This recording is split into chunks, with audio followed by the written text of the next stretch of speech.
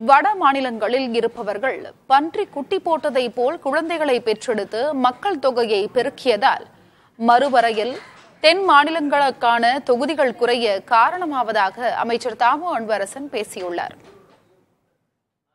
நாமே குழந்தை நமக்கே குழந்தை இதை கரெக்டா கட்டுப்பாடு தமிழ்நாட்டில் தென் மாநிலங்கள்ல கேரளா, கர்நாடகா, ஆந்திரா, தமிழ்நாடு எல்லாம் மத்திய அரசு சொன்னதை ஏத்துக்கிறோம்னு சொல்லி கட்டுக்கோப்பா இருந்து 1-2 மேலே எவனை பத்துக்கல நம்ம ஆளுங்க. இதனால ஜனத்தொகை குறைஞ்சிச்சு.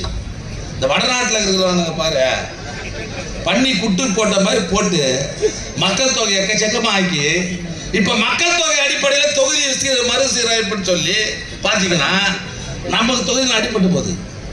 31 தொகுதி ஆகுது. தென் மாநிலங்களில் மட்டும் ஒரு 40 சீட் அவுட்டு.